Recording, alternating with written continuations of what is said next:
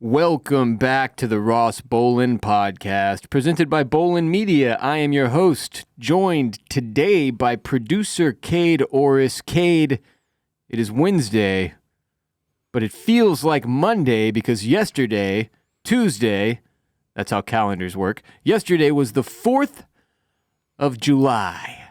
Let me ask you something, Kade. What does the 4th of July celebrate?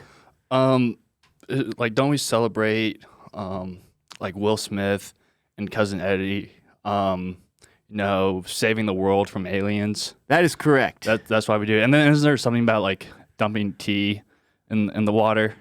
Also correct. Okay. Somehow. But Was it the aliens' tea? Honestly, my wife and I had this conversation yesterday, and neither of us off the top of our head could say with certainty what it was. We kind of beat around the bush of the Constitution and the ratification, but we didn't neither of us was very confident that we were correct. Like, we were like, wait, was it the day we won the war, or did we... Or the day we declared it?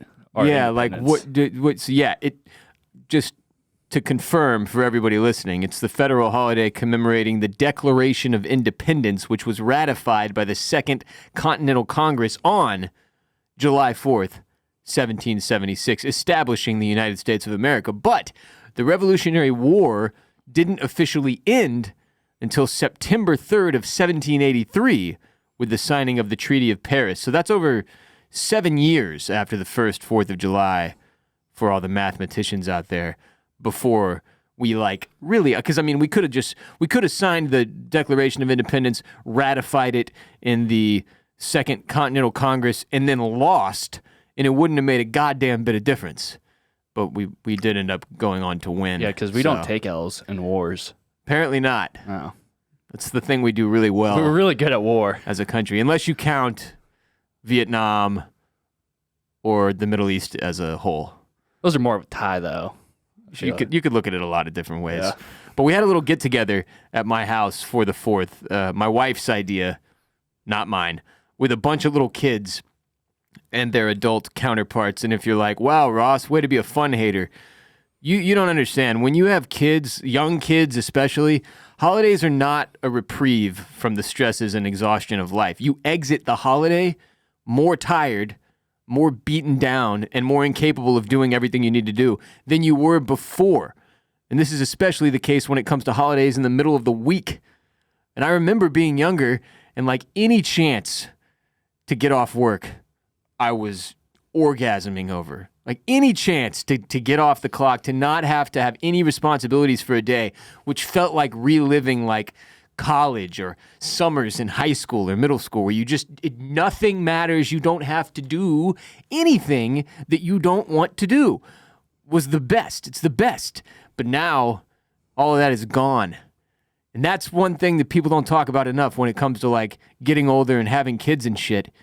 It's worse. It's worse. Sometimes being on the clock is your break from the significantly harder work that you have to do at home parenting these little fucking psycho animals. Think about that. It's not so much a warning as prepare. If you're going to have kids and you don't yet, prepare yourself for that. Because it's an element that it's one of the many that I have come across so far in my few short months of fatherhood here that I didn't have enough respect for. I didn't consider that in the laundry list of things I was worried about. And now all of a sudden, things like the 4th of July on a Tuesday are absolute week wreckers. My week is fucked. That's the truth of the matter. But anyway, my wife bought this giant inflatable blow-up bouncy house / water park to put in the backyard for the kids. Guess who had to assemble it? I'm going to say you. It was me. It was me. And it didn't go particularly well. David Ruff of the Circling Back podcast, who's been a guest on our show multiple times, he actually showed up when all of the hard work had been done. Him and his wife were the first people to show up with their little boy. And I'd been in the backyard for about an hour and a half at that point, close to passing out. So, yeah, it was hot out, so... Yeah, and it was during the period of the day where it was a little more humid, a little more like Houston, Texas heat, like I'm used to. But I don't think I've been drinking enough water over the last week. I keep joking on Twitter that my piss is just a very strong yellow. And that was the case on Tuesday for sure, on yesterday for sure.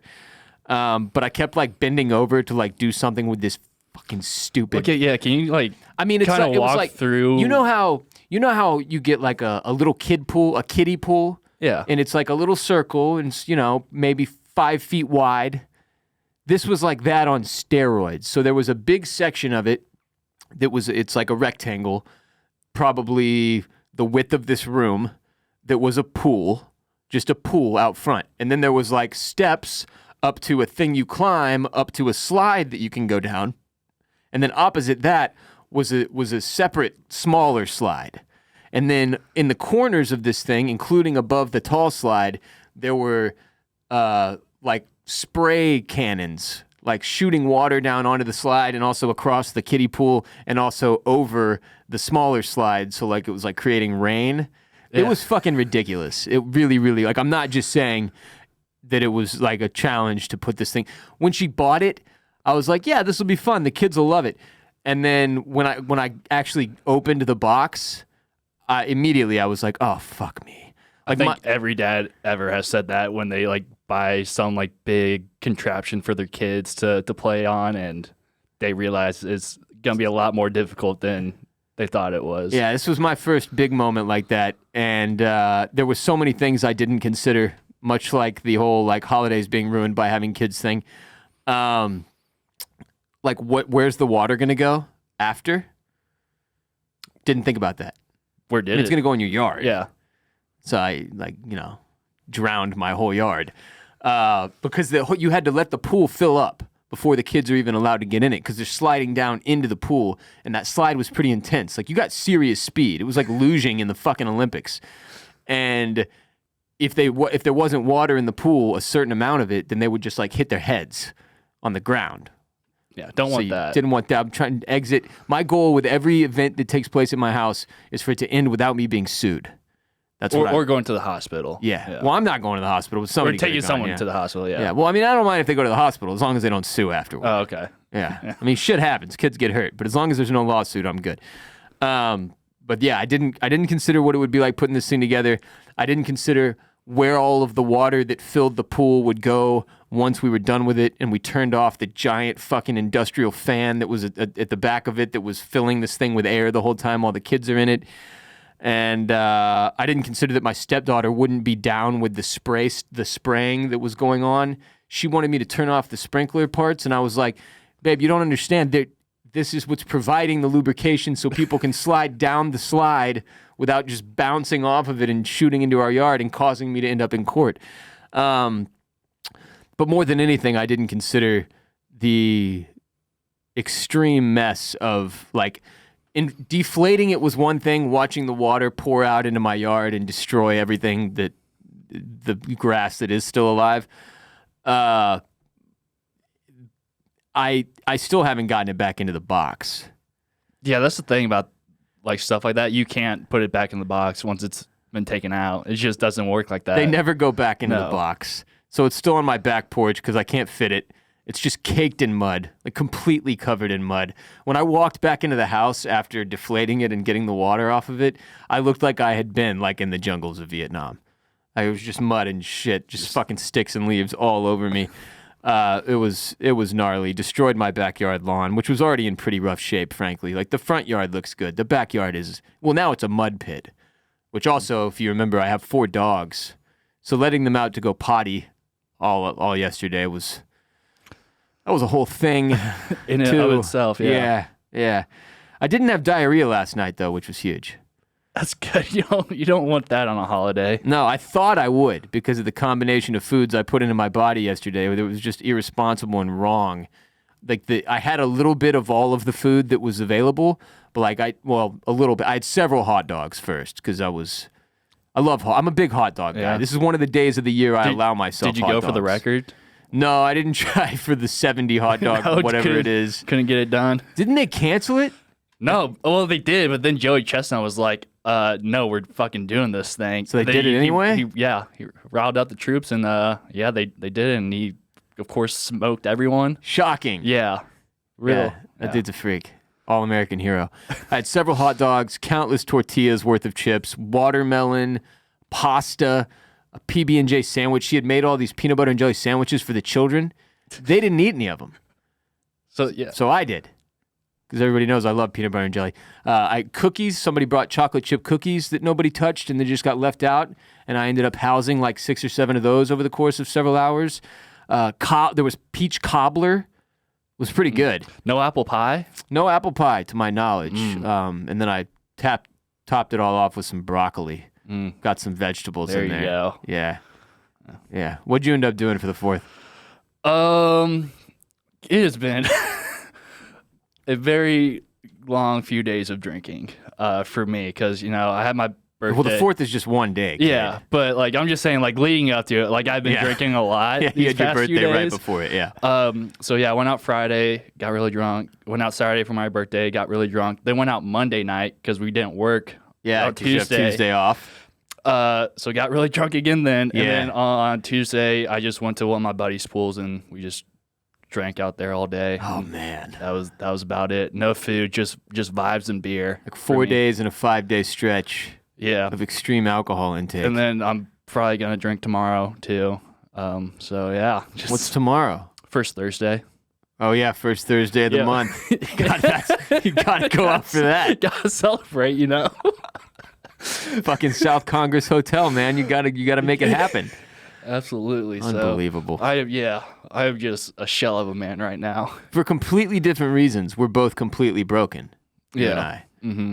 I'm just fighting my way through dad life, and you're fighting your way through your mid-20s. Yeah, I did get an invite to Michael Rubin's all-white party though. By just scheduling stuff, I couldn't make it out there. Yeah, I just couldn't quite make it happen. Yeah, what a ridiculous party. It is fucking insane. First of all, he stole this whole thing from P. Diddy. Like Puff Daddy, back before he became P. Diddy, he was the white party guy. He would throw this insane party at his house. Everybody had to wear all white, no colors allowed, and it was like the celebrity bash of the year. I'm pretty sure it was a New Year's party, if I'm not mistaken. Somehow Michael Rubin, the Fanatics guy, former part owner of the 76ers, I believe. He's a billionaire is the point. He has become the white party dude. And he does it for the 4th of July. And I mean, the celebrity guest list is truly amazing. Like, it really is. I'm not even... It's literally the most famous people in the world. Yeah, fucking Kim Kardashian was there. Yeah. I mean, not to say that she's like the prize of all celebrities, but like, I just didn't expect... It's mostly a whole bunch of athletes and shit. Like, Harden and Embiid and Tobias Harris were all there, which I thought might be awkward. Yeah, but they seemed to... They seemed cool. Yeah, and then Grant Williams also got an invite somehow. Who the fuck is that? Exactly. He plays for the Celtics. A lot of NBA guys, though. A lot of rappers. Our boy CJ Stroud was there. Oh, no shit? Yeah, he had a picture with Lil Baby and Drewski. Okay. Dude, Drewski was there? Yeah. Lil Baby was there because he's anywhere Harden is. They roll together. Right, yeah. They're real close. Who else? Serena Williams was there. Jay-Z, Beyonce. Jay and Bay. Jay and Bay. And Kim K. What a fucked up group of people. And Mbappe. Oh, wait, here's what I don't understand about these about these parties, though. This one in particular. What are the conversations even like when everybody there thinks like, well, okay, not everybody, but a lot of let's say 10 of the most famous people in the world are there, and they're always used to being the most important person in the room, and then the room is all filled with the people who feel they're the most important person in the room. It just has to be an ego fest. Like, that must be completely nuts. I mean, I'm sure there's some like networking stuff maybe, but yeah, I don't know what really goes on, what they talk about. It's an impressive pool of people, though. Like, I'm wondering like how that works in terms of, does he like incentivize all these people to come somehow, like financially or something? Because it's like, that's just an insane... That many people said yes and all flew to Michael Rubin's house for the fucking 4th of July on a fucking Tuesday, no less. Impressive stuff. Yeah. I didn't see Lil Wayne there, but I have my Lil Wayne shirt on today. It's one of the many music-inspired T-shirts I've purchased over the last fucking month.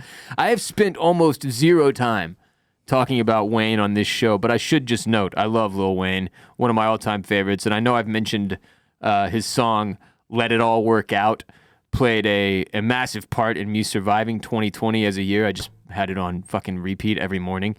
But yeah, respect to Wheezy F. And the F is for 4th of July. If you don't have a skincare routine, you disgusting heathen, listen up, because we got a brand new sponsor just for you. Today's episode is brought to you by Caldera Lab. Caldera Lab is here to save the day when it comes to saving your skin. If you're no longer seeing results from your current skincare routine or are simply looking to finally get into caring for your skin for the first time, Caldera Lab is here to help. Caldera Lab is all about high-performance men's skincare, which they achieve by combining pharmaceutical-grade science, nature's purest and most potent ingredients, and sustainable business practices. Caldera Lab's products are backed by a leading clinical trial where 9 out of 10 men experienced healthier and visibly improved skin. Caldera Lab's products can start producing visible skin improvements in as little as 7 days, with results guaranteed within 60 days or your money back, so you have nothing to lose. You gotta love it when companies stand behind their products like Caldera Lab does with money-back guarantees, because you have literally nothing to lose and many things to gain. Their flagship products are behind me on the shelf: the Clean Slate Cleanser, Base Layer Moisturizer, Icon Eye Serum, and the star of the show, the Good Serum, which contains 27 active botanicals and is dermatologist vetted. I've been using Caldera Labs for probably about a month now, and my face is clear and shining, and I think you'll all have to agree. I look several years younger, and I'm actually, as a result, even better looking and fucking glowing. Tell me I'm wrong. The best part is, for being an RBP listener, Caldera Lab has given me a special offer just for you. Get 20% off at calderalab.com/RBP with code RBP. That's CALDERA lab.com/RBP. And if you're not ready to purchase but are interested in learning more about what Caldera Lab can do for your skin, just head to calderalab.com/RBP, where there are plenty more details about their amazing products. That's 20% off at calderalab.com/RBP with code RBP. Oh, and before I forget, this was funny. I was really looking forward to spending time at the neighborhood pool this past weekend.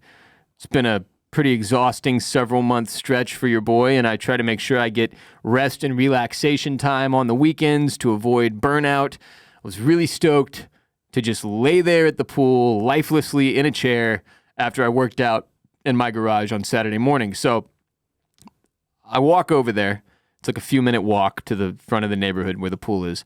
Sweating my balls off from the workout and the walk.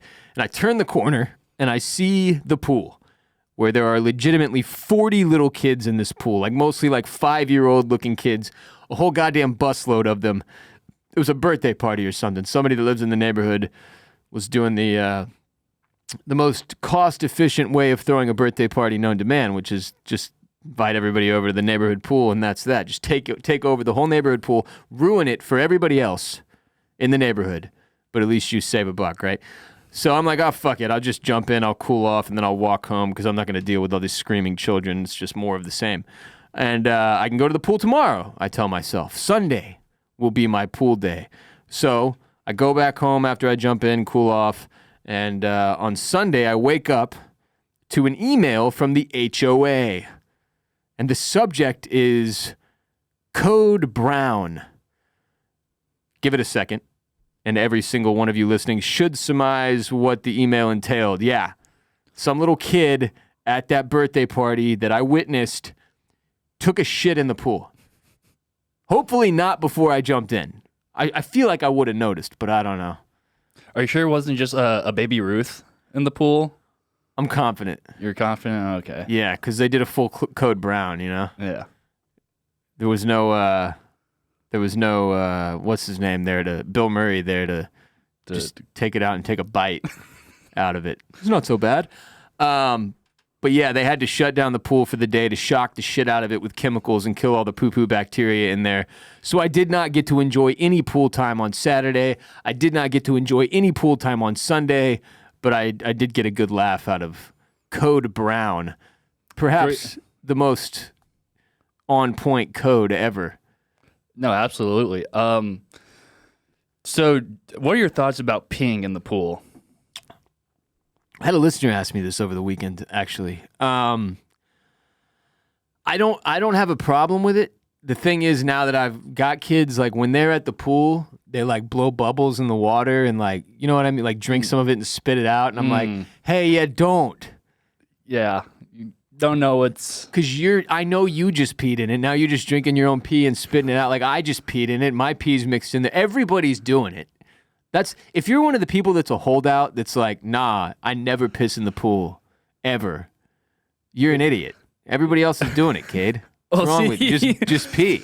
No, I've done it before, but yesterday, I don't know, for some reason I didn't want to, but like there was a bathroom like right next to the pool, so... Why didn't you want to though, dude?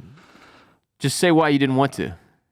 You were scared there was going to be a cloud. What, like the blue cloud or whatever? That fucking wives' tale is the thing that enters my mind before I piss in the pool. Every time I go, oh shit, what if they put that chemical in here that makes it a blue circle and everybody will know? See, but then that's just like outing that person out, because I mean, like everyone does it. That's why it wouldn't out that person, because the whole fucking pool would be blue. I know. Well, yeah, no, that's what I'm saying. Because you're just jumping into a big lake of piss. That's the pool. That's what the pool. But that's what the chlorine's for. Yeah, it kills all that stuff. Theoretically. Yeah. That's what I tell myself. I don't actually know that. Yeah. But surely. You like to think. Well, because the pool would be yellow. Pee-pee. It would just be a big pee-pee. But wouldn't it be green because of the blue water and the yellow? Yeah. I don't. One thing I'll say about the pool, it has been so hot that it's not even like refreshing anymore. I don't know about the pool you got to be in this weekend, but like I jumped in the other day and was just like, oh, this is like warm soup. This is not what I was looking for. Yeah, no, my pool wasn't all that refreshing. It was just a bunch of drunk people, peeing in the pool, I guess. Yeah, so it wasn't ideal. Yeah, honestly, the neighborhood pool is just such a disgusting place when you think about it. It's like all these human bodies just packed into this one tiny body of water every single day in the summer. Just like even, let's say, the perfect world and nobody pees in it. Is it really that much less gross? Everybody's sweating in it. Yeah, you're getting all sorts of bodily excrements. Nobody takes a shower and then goes to the pool, you know? Yeah. So I just kind of assume I'm swimming in shit anytime I attend. It's like being at a water park. Like, it's disgusting, but you're having fun. Everyone's definitely peeing in there. Oh yeah. Yeah. There's no worse place on earth. Me and my friends, my high school group text, we were talking about this water park that used to exist when we were little kids called Adventure Bay that opened in Houston. It was like a competitor to the other one that was called Splash Town. And then there's one in New Braunfels, Texas that's called Schlitterbahn. We're a big water park state because of the heat. Clearly, yeah. Yeah, so anyway, Adventure Bay was fucking hilarious. Everybody they employed was like 16 years old in high school and like actively stealing from the theme park and didn't follow any of the rules. And like one of the things you do as a theme park or a water park employee is you stand right next to the entrance of the slide, way up there, fucking 30 stories up in the sky or whatever. And you're supposed to make the kids wait before like the next kid can go. Right, yeah. So that there's not just a log jam with like a death. And I specifically remember being at the top of one of these at Adventure Bay and the dude just like pushing kid after kid. Like he was like seeing how many kids he could get in at the same time. That place was tight. Yeah. I enjoyed Adventure Bay. Yeah, no, I'm not a big water park person because like I have a fear of like getting stuck in one of the water slides. The big tube? Yeah. And then like obviously like the person might not know or whatever. And then like, oh, you're good. Send them down. Then not what I want. I mean, the best case scenario is that they send somebody else down behind you, though. The worst case scenario is that they shut down for the day. That's just that leave you were there? The last person that went, and they just don't know you never came out the other side, and the park closes. They shut off the water, and you're just in there. I used to get anxious going through the dark parts, Yeah. Of the slide. Yeah, no, it doesn't make it any better. that thought, yeah. Moving on. We've got a new airplane-related trash or not trash for you today. Trash or not trash is where we take an act, a human act, and we decide whether or not it is trash or not trash. And this one is it trash or not trash to take a projector onto a commercial flight and project a movie onto the overhead bins with subtitles on for everyone to watch? Because this legitimately happened.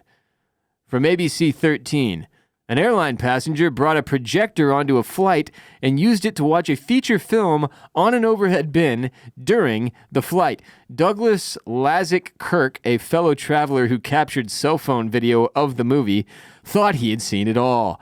He said, "I've flown on more than 800 flights to 147 countries and never seen anything like it." Adding that the projectionist had 3 seats to himself and simply put it on to watch. So first of all, of our witness here, Lazick Kirk is his last name. What a fucking humble brag that is. 800 flights to 147 countries? What is this guy, a mercenary? That's an insane amount of flying. 147 countries? I don't think if you said like, hey, guess how many countries there are in the world, I don't think I would have guessed. I don't think I could name like 20 countries. Well, I probably could, but who the fuck has traveled to 147 countries? Anyway, the cell phone video that this dude took shows the year 2000 Mel Gibson movie, The Patriot, illuminating the overhead compartments of the cabin, complete with captions. First of all, The Patriot, very fitting for this week of the 4th of July. This was actually last week that it took place, though. Rest in peace to Heath Ledger. Mel Gibson killed so many British people from the year 1995 to the year 2000 between Braveheart and The Patriot.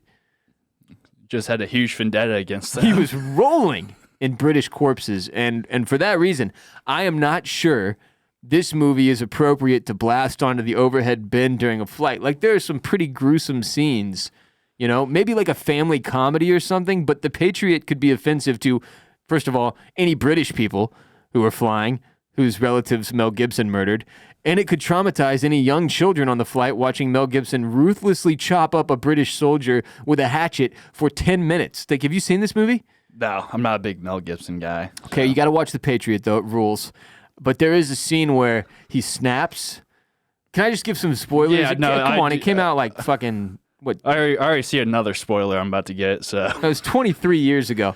Okay, I can't remember the circumstances, but he loses his wife. All right, and then he fucking the big bad in the movie, the British like general, kills his wife. So then he fucking snaps. This is the beginning of the movie. He freaks out because at the beginning of the movie he's like, "I shan't participate in this war. Killing is bad."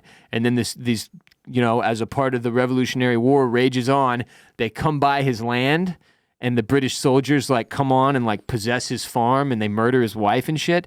So he freaks the fuck out. And then he goes into the woods and starts doing like some guerrilla warfare shit. And he hatchet murders a whole bunch of these British soldiers. But one of them, he sits there and chops his dead body for like, not 10 minutes. That's an exaggeration.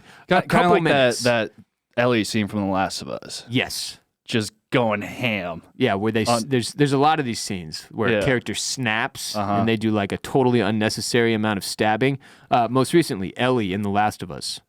Yeah. When she kills that creepy dude. Yeah. Yeah, this was that, except it's Mel Gibson, and he is just screaming as he does it. I mean, it is really heavy. Is The Patriot like based on? No, there's absolutely no historical, factual. It's complete horseshit. It's really fucking ridiculous. There's multiple like laugh out loud parts of the movie. If you're looking at it from the historical perspective, it is a little funny. But no, solid American propaganda for sure, though. An anti-British propaganda. You leave that theater really hating the redcoats, dude. But yeah, if there are kids on the flight, I don't know how well this one would do. So maybe just put on like Paul Blart Mall Cop next time. Yeah, I'm kind of curious like why he chose that one out of all the I really have no idea. It's so fucking random. Maybe he was really looking forward to the 4th of July. But it is a baller move. The guy had his own row, 3 seats, and he brought a projector to screen The Patriot on the overhead bins. I'm also kind of surprised they let him. Like, did like a flight attendant walk by and like, "Sir, you can't just can't just stream a movie on the overhead bin." Yeah, I don't think that's allowed. So like, do you think he was like going on this flight like knowing like I'm going to? Oh, 100%. Like, you think this is his move? Yes. Like every flight. I don't know if he does it every time, but he definitely pre-planned this one. Like he was like, "All right, I've got this fucking 4-hour flight. I'm gonna spend 3 of it watching Mel Gibson murder redcoats on the overhead bin." It's also kind of a bunk way to do it. Like, be one thing if he like brought a screen and like taped it up there and made it all professional, but this is like it's curved. It's not even a flat surface. Yeah, just does he not have like a laptop or something? Like, I feel like that's so much easier. He clearly wanted other people to see this masterpiece that is the Patriot.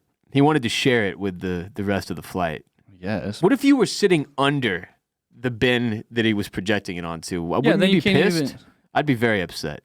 Yeah, I feel like only like a certain like there aren't many people that will be able to watch it still. Very small section of the plane that gets lucky. You're the one of the lucky few that get to watch the Patriot on the overhead bin. That scored. Yeah. Like this guy that's flown 147 countries.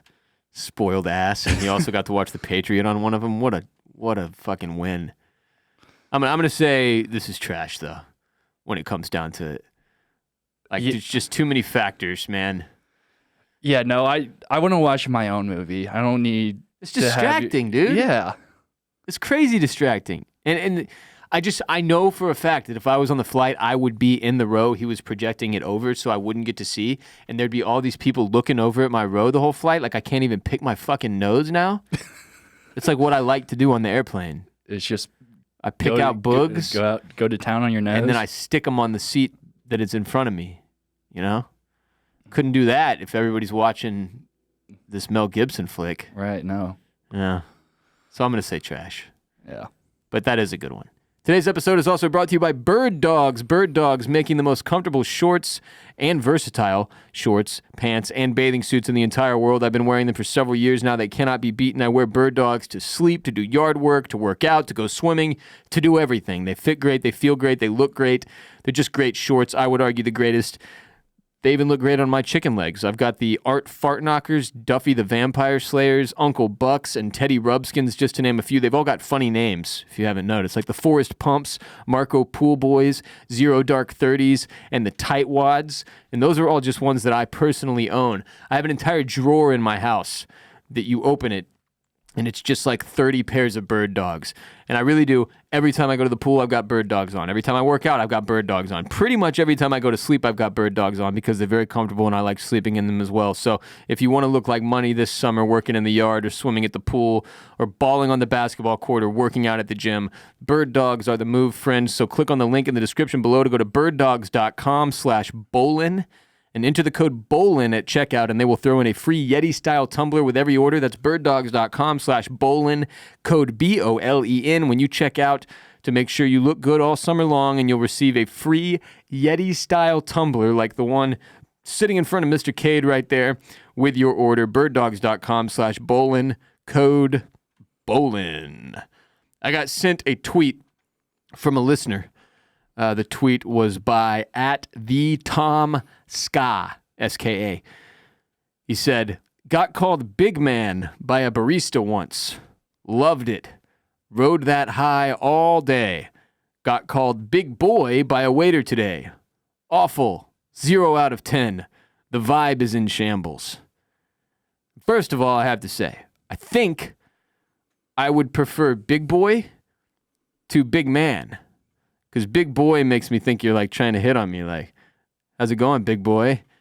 But it also reminds me of Austin Powers when they send the Big Boy rocket up into the sky. So Big Man makes me think you're being sarcastic and maybe even want to fight me.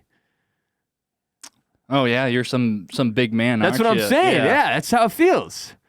That's exactly how it feels. Anyway, today we're doing a segment called Worst Things to be Called by a Stranger.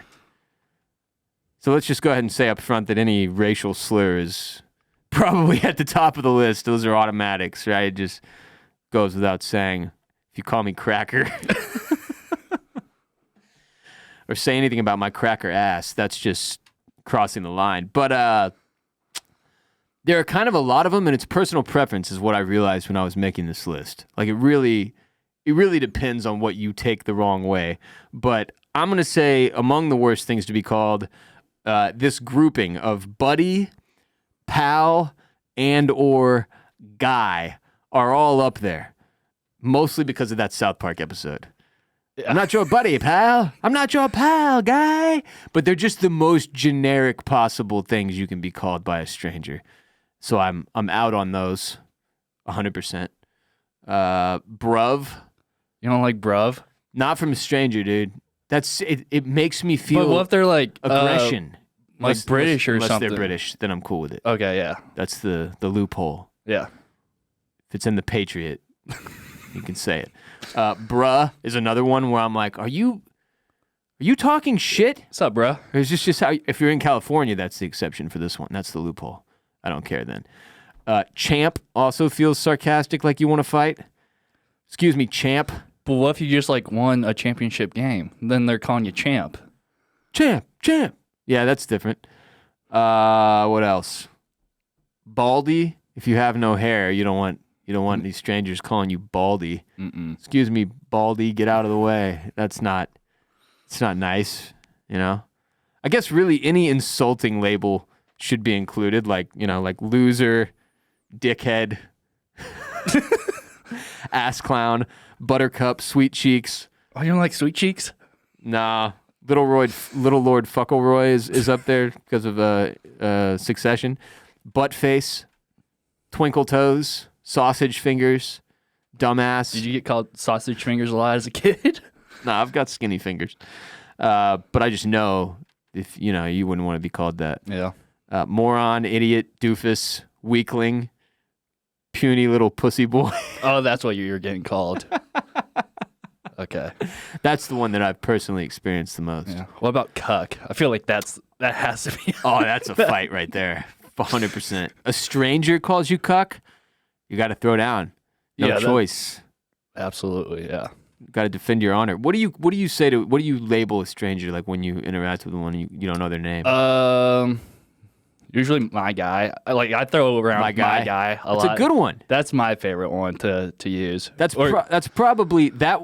My guy and my man. Yeah. Those are my preferred ones, which is just kind of weird, but there's warmth to those. Or if I'll say to a girl, I'll be like my gal. I like to use that too. Sure. Yeah. I like those. What else? What do you not want to be called? Besides that long list I just gave you. Sausage fingers. Yeah, definitely don't want to be called that. Any descriptor of your body is probably not the move when you're talking to a stranger. Yeah. You're just asking for it. The other things I'd like to be called, whereas big guy or big boy, big man, those are kind of weird. Big man and big boy are both weird to me. Big guy, I'm cool with. For some reason, there's that's the one. It's got the warmth to it. I don't know what it is, but it just translates differently for me. But dude, I'm always good with. I say dude a lot to a lot of people, even women. Like that, some women don't like this, but I say dude. I say dude, or I appreciate it, dude. Yeah. I say that to a lot of doesn't matter, sex, race, religion. I don't care. You're a dude to me. You're a dude. Same thing with man. I say man to both sexes. All right, man. All right, man. I'm gonna fuck with you. All right, man. I appreciate it. Brother. Brother. I'd like to be called brother by anybody and everybody. What about brother? Have a good with day, an brother. A at the end. That's even better. Yeah. That's even better. Even more fulfilling. But then I'm with you. My man, my guy. Those are good ones too. But number one, best possible thing you can call me if you're a stranger, boss. What's up, boss? I like boss a lot too. Yeah. That's the best. What's up, boss? Yeah. It's uplifting. Absolutely. It's respectful and uplifting, and I don't deserve those things, and that's what makes me feel good about it. Yeah. I just finished watching The Bear. Season 2? Yeah. And so now I want to be called chef. Did you just finish season 2 of The Bear in the midst of this 4 out of 5 day drinking binge? No, I did it last week. Oh, okay. I think I finished it all. Because one of the things I've been told about The Bear, when season 1 dropped, people were like, yo, you have to watch this show. It's phenomenal, but you can't watch it right now.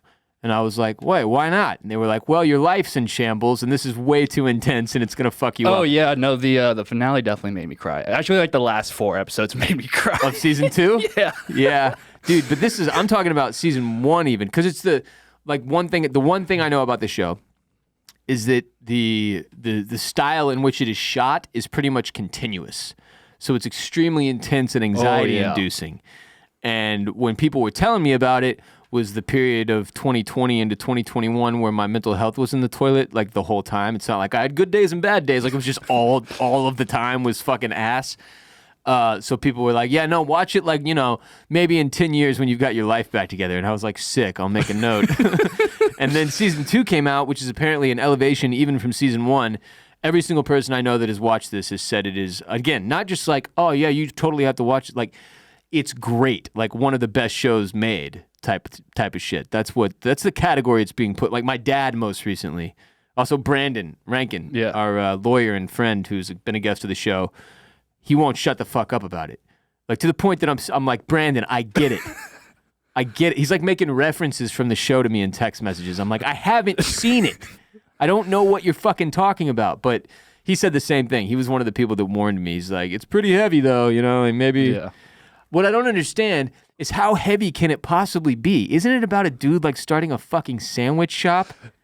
Yeah, see, that's how they get you. But his life is a fucking mess, and like his family situation's also really fucked. But yeah, no, it is a lot to handle at sometimes, and yeah, it's just like it's so quick, like fast paced too, and it just like makes you really anxious because like they're like going against like the clock or whatever, like when they're yes, chef. Yes, chef. Yeah, no, I really like to be called chef now. Like if someone like just like randomly like said, "Oh, hey chef," I'm like, "Let's go." It's like boss to me now. Yeah, because it's like a level of respect. Do they all call each other chef? Yeah. So it's like constantly just chef getting thrown around. Yeah, yes chef. Yes, chef. That reminds me of that movie, The Menu. Did you ever watch that? Nah. Well, but they only say it to the head chef. So he's like, next course. And they're like, yes, chef. And it's really fucking tight. Yeah. Feels like the military, except it's a kitchen. So slightly less high stakes. Unless it's the movie The Menu. Yeah. Then it's actually same stakes. Same stakes. Great movie, by the way. Mm-hmm. No, I can't wait to watch The Bear at some point. I still don't, like, there's been a couple of nights where I've had some time to myself, and I was like, I could start The Bear, and I keep talking myself out of it. I'm like, yeah, but it's also right before bed, and I feel like that's the worst possible time to watch a show that is going to drive your nerves off the wall. Like, that's almost the point, is that there's an adrenaline rush that comes with watching every episode. So I'm not sure when I'm going to fit that in. You definitely should, though. Like, I know. I promise I will at some point. It's just like, it's tough to end your day. Yeah. They are, except for a couple of them, they're only 30 minutes, so it's not like that's Succession, good. like where it's just like an hour long, you're just like nonstop, just like. Is there humor in it? Like you brought up Succession. One of the things Succession was really good at is even during its most intense moments and episodes, they were really good at inserting like high level comedy, like where I was laughing my ass off. Yeah, there is some humor to it. It's not like as much as Succession. Yeah. But yeah, it has some funny moments, even unintentionally funny moments too. Is it like life lesson shit mostly, the show? Like what do you walk away from it with is what I'm asking. It's like it sounds like it's really intense, pretty anxiety inducing, gives you like the insights of what it would be like to work in a high intensity kitchen, right? Where you're constantly having to like fucking create. But also there's darkness, like the guy's life is a fucking mess, you said. Yeah, and like he's like going through the loss of like someone he knows. So there's grieving. Yeah, and he's just like working through that. There's one episode in season 2 where it's like it has nothing to do with like the kitchen stuff really. It's just like around him and his family. And that one like was a lot because you gotta like kind of see the inside of like how his family operating, like kind of like how the family trauma who he is type of shit. Okay. Yeah. Yeah. One day. Mm-hmm. One day, chef. One day, chef. Yes. One day. Yes, chef. If you're a sports bettor looking for a great platform to get your action on that also supports our podcast, today's episode is brought to you by MyBookie. Or maybe you're a fan of the casino. You like going to the casino in real life, but you've never bet online because you didn't really know where to go. I was in the same boat before I found MyBookie years ago, and I have never looked back. They've got all your sports betting needs covered, but also serve as your online casino with blackjack and all that. The website is awesome and very easy to navigate from either your phone or your computer. And MyBookie has all the prop bets, live lines, alternate lines, and futures that you could possibly need for all of the sports all year long, whether it be MLB regular season games right now or UFC fights, boxing matches, soccer, golf.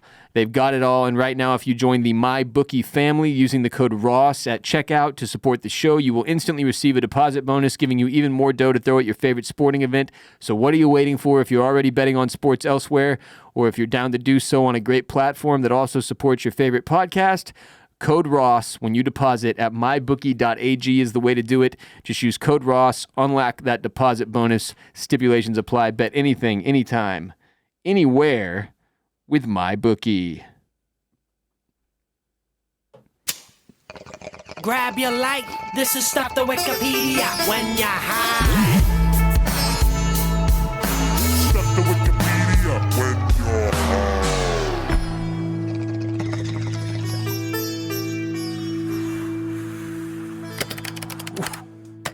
Today's Stuff to Wikipedia when you're high is Orang Medan. This is the best way I know how to pronounce it. Ourang space Medan. The SS Orang Medan was a supposed ghost ship. According to the story, at some point of time in or around June of 1947, two American vessels navigating the Straits of Malacca, the City of Baltimore and the Silver Star, those are the names of the ships, not the City of Baltimore itself, but the ship, the City of Baltimore, among others passing by, picked up several distress messages from the nearby Dutch merchant ship Orang Medan. So they're just floating along, navigating the Straits of Malacca, and they start getting distress messages, okay? So a radio operator aboard the troubled vessel sent the following message in Morse code. SOS from Orang Medan. We float. All officers, including the captain, dead in chart room and on the bridge. Probably whole of crew dead. A very confused dots and dashes later, two words came through clearly. They were, I die. First question, if you're sending out a distress signal, would you take the time to Morse code your own death? Like, I die. That's just fucking weird and funny to me.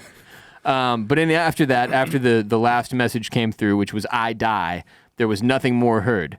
And when the Silver Star crew eventually located and boarded the apparently completely undamaged Orang Medan in an attempt at a rescue, the ship was found littered with corpses. And it says, in parentheses, including the carcass of a dog.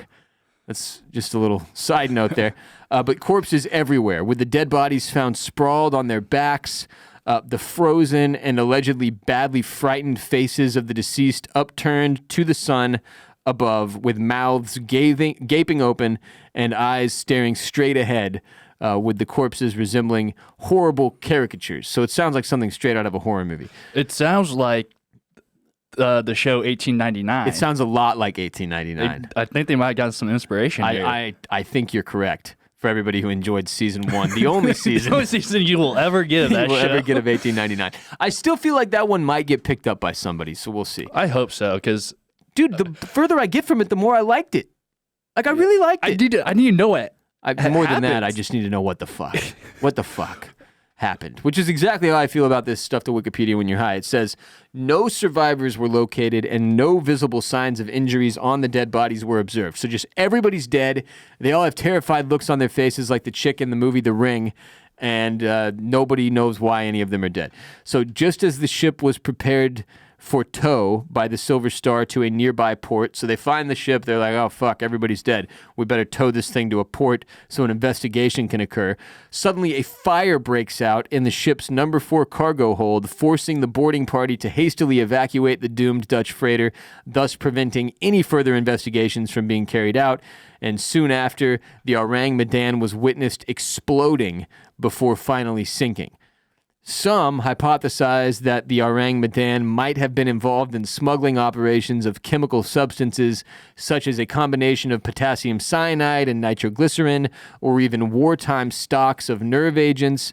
According to these theories, seawater would have entered the ship's hold, reacting with the cargo to release toxic gases, which then caused the crew to succumb to asphyxia and or poisoning, explaining the looks on their faces and whatnot. And then later, the seawater would have reacted with the nitroglycerin, causing the reported fire and following up the explosion there. So that is one theory. Another theory is that the ship was transporting nerve gas, which the Japanese military had been storing in China during the war, and which was handed over to the U.S. military at the end of the war. No U.S. ship could transport it as it would have left a paper trail. It was therefore loaded onto a non-registered ship for transport to the U.S. or an island in the Pacific. And this is important because, on the other hand, there are several authors that note their inability to find any mention of the case and the ship in Lloyd's shipping register, which is apparently like the thing that all ships get registered in. So it says, furthermore, no registration records for a ship by the name of Orang Medan could be located in various countries, including the Netherlands. And one author, Roy Bainton, states that the identity of the Silver Star, reported to have been involved in the failed rescue attempt, has been established with high probability, but the complete lack of information on the sunken ship itself has given rise to suspicion about the origins and the credibility of the account. Ship logs for the Silver Star did not show a record of any such rescue attempt, so there's a lot of confusion around whether or not this happened at all, which is part of the reason that the one theory is that this was like an unregistered ship that was doing this off the radar or off the record, if you will, as some kind of a weird side deal where the United States was trying to avoid a paper trail. Vincent Gaddis, the dude who invented the phrase Bermuda Triangle, he put forward the idea that an undetected smoldering fire or malfunction in the ship's boiler system might have been responsible for the shipwreck, that escaping carbon monoxide would have caused the deaths of all of the people aboard, with the fire slowly spreading out of control, leading to the vessel's ultimate explosion and destruction. But yeah, crazy kind of ghost ship story that I thought was tight, and also might have inspired a show that we recently watched.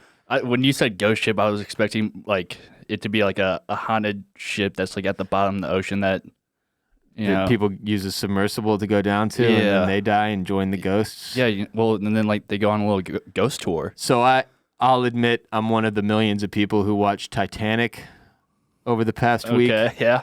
Yeah, I was on Paramount Plus, and I saw it was at the top of trending movies, and I was like, fuck it. Cause, okay, of course it's trending. Of course it is. Yeah. I mean, the more I thought about it, I was like, because James Cameron came out and kind of dunked on all those dead guys. He was like, yeah, what a bunch of fucking idiots. The more I think about it, that was a smart move by him, because it like inserts everybody was already thinking like, oh man, it's been a while since I saw Titanic. Maybe I should go back and watch that. And then James Cameron comes out and starts inserting himself into the conversation. And I think that probably boosted the shit out of streaming numbers as well, which is probably lucrative for him. But the reason I watched it was that I'd been thinking about it, and then I finally saw the new Avatar. Like, I was finally like, all right, this is the day I watch this stupid fucking Way of Water movie. Have you seen it? No, I'm honestly not a big James Cameron guy, so I've just seen Avatar, but like he kind of rubs me in the wrong way, so I don't want to watch his movies. Titanic is really good, first of all. It's a great movie. I liked the first Avatar. It was fun. There were parts of it, like in the writing and the dialogue and the unobtainium, that were just so like flagrantly not creative. Like just Unobtainium? Unobtainium. Like, come on, bro. Are you fucking serious? You couldn't have put 5 more minutes into coming up with something tight. And that movie was basically like 3 other movies. It was like Pocahontas meets Fern Gully, and that was it. Like, if you've seen those 2 movies, you've fucking seen the plot of Avatar unfold. The second one, I mean, it's obnoxiously long. Like, it has in like 3 hours. It's like 3.5 hours. Like, we got an hour in, and I was like, you realize we have 2.5 hours more of this.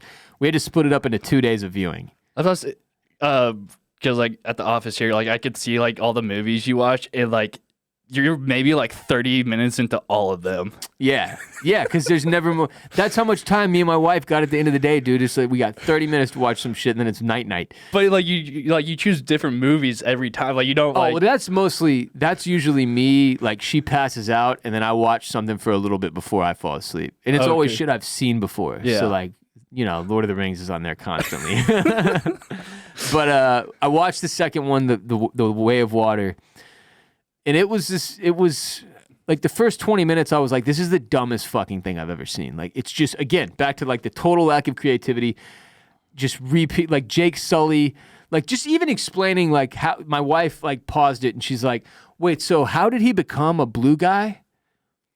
And I had to sit there and try to answer that question. I was like, well, Jake Sully, like, he like dies at the end of the first one, but then they use a magic tree to bring him back to life as a blue guy. She was like, okay. Like in the first 10 minutes, they're like, Jake Sully has 4 fucking kids now, and he's got like a whole family, and they're all like running around out there in whatever the name of the Pandora, and life is good. And like, well, surely bad guys are going to come back because there's a second movie I'm sitting here watching. But what you don't know is that it's the exact fucking same setup from the first movie. Like, all they do is change the substance. Instead of unobtainium, it's something with a less idiotic name, frankly. They step their game up there. There you go. It's not like can't get you or something. but they did the exact same setup, and the worst element of it is that they literally didn't even find a new bad guy. They just bring back the same dude who literally died in the first movie. But he's back? Yeah. Did they also use a magic tree to bring him back? Not a magic tree, but he's a blue guy now. Oh, okay. I swear to God. And it's like the first hour I was like, this is so fucking stupid. I can't believe I'm doing this, like wasting my time. By the time the movie was over, I was like, all right, that was a really fun ride. Because it is. It's enjoyable. Like, it's well made, but the thing is, it's like watching a fucking video game. It's all CGI. Like, none of it is real. None of it. Like, there's like 2 human characters in the entire movie. And I'm not like being anti-Avatar or whatever, like their species is called, but like, they don't exist. Pandora isn't a real place. Anyway, and they just set it up to continue on. He's got 3 more movies coming out. The next one's going to be the fucking same exact thing. They don't even take out the bad guy in the end. He's still out there. Oh, at the end same fucking guy. At the end of 2. I swear to God. It's so ridiculous. It's so ridiculous. And if you haven't seen it, you're like, oh, Raj, you're spoiling it. Man, no. I'm not spoiling it. It's been out for a while. It's 3.5 hours. You're going to get to the first hour and forget everything I just said. So it's just, but anyway, the point is, I couldn't get over how fucking silly it is. And that this is now like $1 billion franchise where they're making $1 billion each of these movies, and he's going to pump out like 5 more of them. And they'll just repeat the same plot every single time.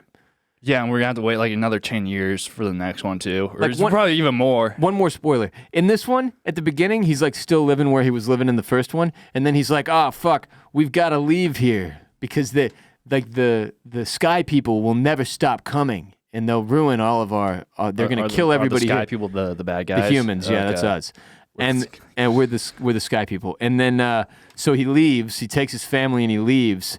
And they just go to the water version of what they were at. So instead of the forest where they're like living in the trees, it's the fucking water. That's it. That's the movie. It's the same exact one from the first one, except they just have a beachfront now. It's just a beach. That's the new one. That's the second Avatar. You're welcome. I just gave you the entire plot in 5 minutes. But it blew my mind how ridiculous it was. Also, on the way over to the studio today, I took a ride share because I didn't feel like driving. And this dude had like bad vibes. You know how sometimes you get in an Uber and you're just like, oh, fuck. Like just somebody that just noticeably unhappy. Those are most of my Ubers here, yeah. Yeah, it happens a lot more than it used to. I feel like over the last few years, just a larger percentage of the population is miserable. But when we got to the crib, I like told the dude the same amount of thank you that I tell all of them. I'm like, thank you, I really appreciate it. Have a good day. Mm-hmm. And mostly because there's no better job for a serial killer. There isn't. Than ride sharing. There is not. They get you alone in their car. There's no cameras in most of them. I mean, yes, the little app is supposed to track that they take you to your destination, but theoretically, they could just drive you to the place they're dropping you off, end the ride, and according to the system, everything has gone as planned. And then they could not let you out of the car and drive the fuck off and murder you. Or follow you in and murder you. Or they just know where you live now because they picked you up from there. Or they dropped you off there. Like, it's a good setup for a serial killer, the ride-sharing thing. So I try to be as thankful as I can for them letting me out of the car and I've survived the trip and not to come back and kill me. It's just a note. Well, we did have that that serial killer here in Austin for a little. I haven't heard much from him. So I mean, they did find another body a couple weeks ago in the lake. oh, they did. Okay. Yeah, it's still going on. I mean, maybe not the serial killer part because they keep denying that exists, but people still dying in the lake. But yeah, I mean that's definitely one way like people could have been getting got. That was one of the things I heard floated. That there was probably somebody driving around looking for, Or yeah, maybe like not someone like a part of like Uber or Lyft, but like Sure. saying they were. Yeah. I'll give you a ride. You look drunk. Yeah, you're drunk as shit. You need a ride. Yeah. Anyway, thank your rideshare people because you never know, man. I'm just saying. It's the same thing as like my theory with the road rage people. You got to don't do it. Just don't engage. I almost broke my own rule the other day. I'm leaving the neighborhood. I've got the 4-year-old in the car. I'm taking her to get donuts. Okay? Some psycho lady. I look in the rearview mirror and she is on my bumper, like a foot behind my car. And this is going up to a red light. So I'm like looking in my rearview, like, what the fuck is she doing? She's not honking. She's just riding the shit out of my ass, looking like she's about to go start a fight in her facial expression. So I kind of pull to the side and I let her go by me. She fucking hauls ass up to the red light and stops. And I'm like, oh, you did it. And like you pull up right next to So her. I pulled up right next to her because I'm turning. So I'm in the other lane next to her. And I just looked out the window and I like put my hands up like, what? Why? You know what I mean? Like not aggressive. I wasn't like I was just like, what? Like I had the theory that like somebody had wrote like suck my dick on the back window of my car with like their finger or something. I was like, why is this lady? Like, oh, you found that? No, I'm damn it, Kade. But no, so I pull up and I'm just like, I shrug at her. I'm like, what's the problem? And she looks at me and she goes, and like you can't see my face because you're not watching. That was a lot funnier if you're watching on YouTube. If you're not watching on youtube.com/@the_Ross_Bolin_podcast, she made the like the most sarcastic version of the what why face back at me, like meh, like with her shoulder shrug, and I was just like, this fucking lady, man. Like, and then in my head I was like, I don't know what she's got going on. I don't want to mess with it. She could be strapped. This is Texas. Bitches are crazy. So I left it. And I drove off and we safely got donuts and went back home and that was it. But yeah, just stay safe out there. Because you never know, kid. Never know when somebody's going to write suck my dick on the back of your car with their finger. That'll do it for today's show, but please support our sponsors by hitting the links in the description of this episode and using our dedicated codes. That's how we pay the bills here at Bolin Media. You can find links to all of our sponsors for today's episode in the description below. To check out our other shows, go to bolinmedia.com. We've got Jared's F1 show, Formula Bone, covering all of the F1 races all season long with a preview and a recap of each one. We've got Oysters, Clams, and Cockles finishing up coverage of Apple TV Plus's Silo. Next week, we'll be covering episode 9 and 10, Oysters, Clams, and Cockles for all of your TV needs. BolinMedia.com/shop to get yourself some RBP merch like the Ross Bolin podcast hat atop my head, or a finishing cup for those of you who need somewhere to finish, or a Horny for Sunsets t-shirt. We sold some of those this weekend, I noticed. I don't know if people were like, 4th of July, I'm fucking loving this sunset. I know who's got a good sunset t-shirt. It's Ross, and they went and bought one. It was kind of weird. But yeah, BolinMedia.com/shop for merch. Follow Kade at Kade Orris, Kade with a K, on Instagram, Twitter, and TikTok. Follow me at WR Bolin. Follow our show at Ross Bolin Pod on Twitter, at the Ross Bolin Podcast on Instagram and TikTok as well. This episode of RBP is presented by Bolin Media, and video of today's show was produced by Kade Orris. Go to youtube.com/@the_Ross_Bolin_podcast to subscribe for full video of every episode. We will be back later this week with another ad-free, exclusively available on Patreon episode of RBP. And then we'll be back next... Oh, I just knocked over Blippy. And then we'll be back next week with more. Thank you all for being here. Tell your friends and family about our show. Until next time, peace be with you. And also with you.